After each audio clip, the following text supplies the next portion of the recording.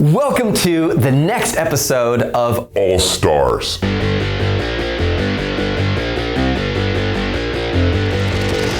Are you guys getting after it? I hope you are. This mug is from Jocko, who went deep into Afghanistan and risked his life for the sake of his countrymen. And he has a lot of cool stories to tell. And now he is a motivational speaker, and he focuses on helping companies scale, which is so awesome. And that requires just a massive amount of perspective shift when you build a team and you have a company that's scaling. So, how's everybody doing? What is going on? Hey, April. Say hi to everybody really quick. Oh, hey. What's up, Job Team? April is a badass copywriter, and yesterday she demonstrated some sales skills that she was hiding like a secret weapon, and nobody told us about this. So, what's up, guys? How are you doing? And how can I be of help to you? Let me know any questions you got while I pour in this tea.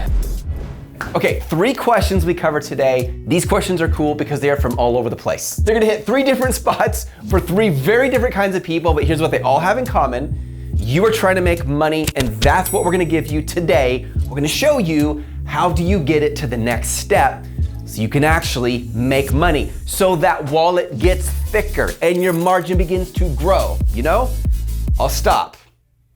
I won't take a break and listen. So first question we're gonna cover is, what advice do we have if you are new to arbitrage? The reason this is a great question is this person is thinking, I need to go make money, I need cash. You need cash to fund your business. I'm gonna give you some very practical tips on how you right now can start sourcing and turn that money into cash. Kimberly? Yeah, she's doing it right now. She's right now, I'm not, no lie, she's arbitraging right now. She's doing that as I'm talking to you. She doesn't stop. She's crazy, but I love her to death. Okay, don't tell her I said that. What's up, Jamie? Bobby, good to see you. My husband and I are starting to do retail arbitrage. That is awesome.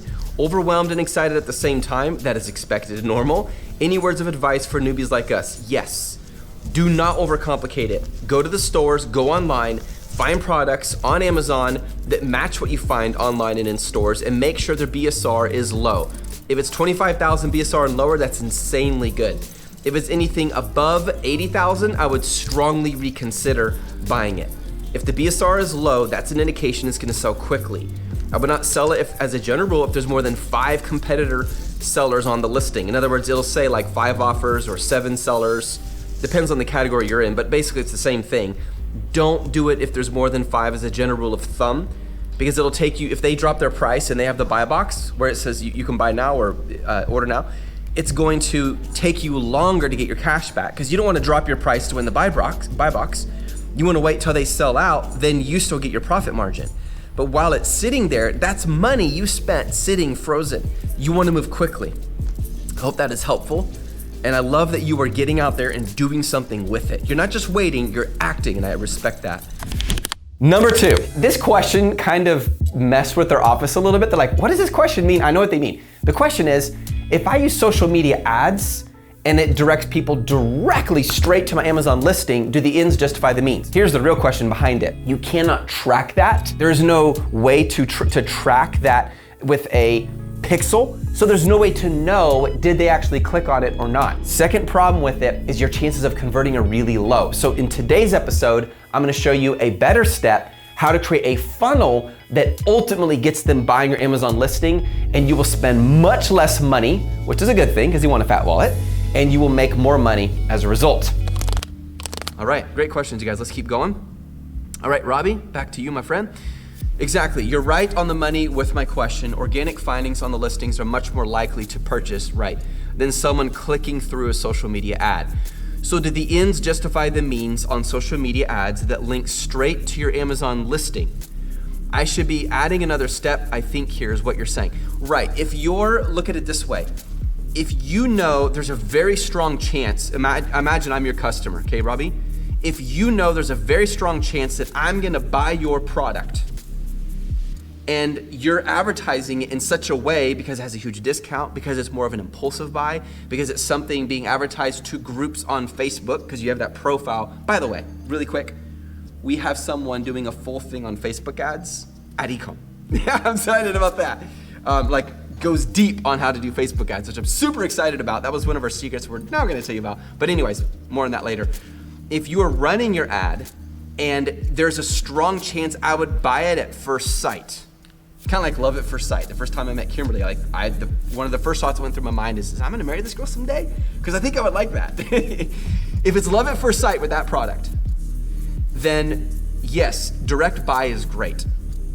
But if the product is a more expensive product, there's not some special discount, then you might need to add 1, 2, maybe 3 steps. And the first step I would add, Robbie, is get their name and email, because now you can provide them value over time and ultimately market to them and build a relationship with them. And that is how you build a brand where you can later turn around and sell it for millions if you want. Let me know if that's helpful. Rap video.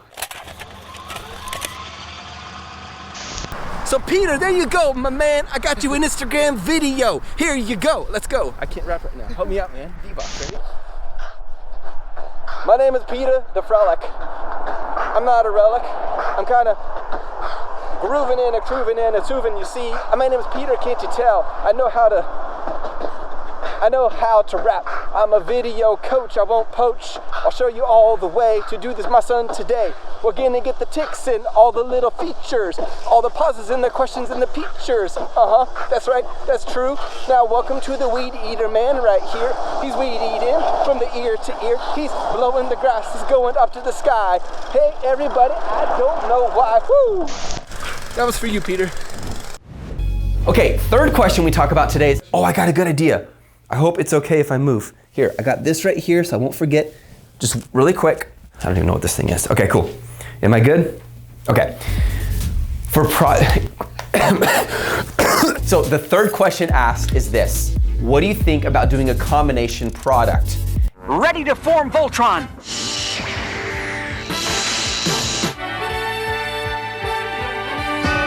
If I start with one product and I find another one and I try to bring them together, does it make sense to combine them into one? It completely depends on what the customer wants. Seth, that sounds really cliche. Yeah, I know it's super cliche, but guess what? It's true. If you combine 2 great products that are selling well, you might get 0 sales because now they're confused, well, which one is the main product? So today, I'm gonna show you how to use lighter, smaller, cheaper products that complement the main one so that your sales increase and you absolutely crush the competition. All right, what's up, Spoon Corp? We are developing a combination product that will weigh close to 2 pounds. Bother products sell well, but other products sell well, but have low competition. Gotcha. Weight is a concern, any shipping ideas, both. Okay, great question. Both products sell well, but has low competition. Okay, when you develop a combination product, I'm assuming that you're putting 2 things together. Like I have a coffee mug, I got a coffee mug warmer, I'm putting them together, here's my new product. Here's what you gotta be careful about, my friend. That's called bundling. But if you don't wanna confuse people. If you're taking 2 products that are of similar value, perceived and real, and you're putting them into one, you may hardly get any sales. Because if I'm trying just to buy a coffee mug and you included a coffee mug warmer, I'm gonna go, no, I don't wanna spend money on a coffee mug warmer when I just want a coffee mug. And if I'm looking for the coffee mug warmer and I see the coffee mug, I'm gonna go, I don't wanna spend the coffee mug, I just wanna buy the coffee mug warmer. Why pay extra? So I'm gonna go find someone who just sells the coffee mug warmer. So if you're gonna combine a product, there's something you need to understand. Make sure the product, the 2 pieces, are very closely integrated. In other words, let me think of an example. Let's say someone's selling hair cutting scissors. Now, if when people cut their hair, or I guess most people don't cut their hair, they get someone to cut it for them, but they usually have a brush or a shaver or these other items that go with the whole experience. And you notice a lot of people selling hair cutting scissors, but not hair cutting kits. That would be a perfect example of what you want to do because it's part of the whole experience. But to use the coffee mug and coffee mug warmer would be a bad example because how many people are looking for a coffee mug and a coffee mug warmer? Usually people already have a coffee mug. They just want a warmer with it because, they drink their coffee like they take a sip every 2 hours and it gets ice cold, so they want to keep it warm.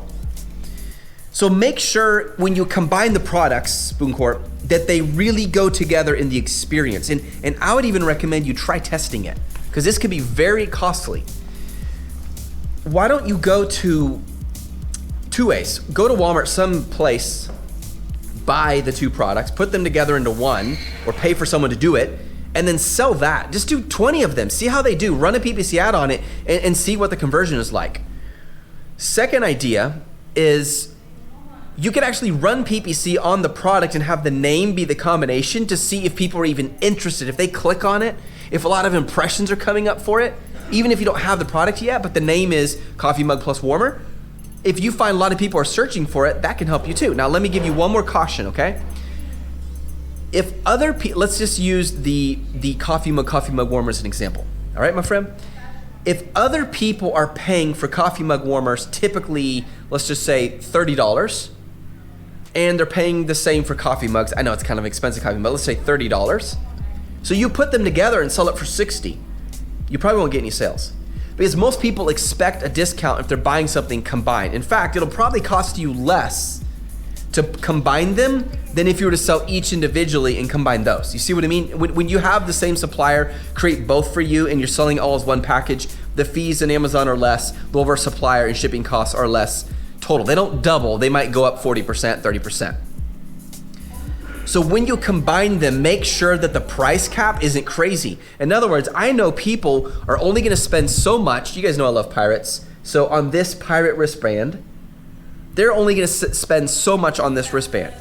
So if most people are spending $15 on that wristband and I come out with one that's like double and it costs 30, that's over the price cap. People will only spend so much on a pirate leather wristband.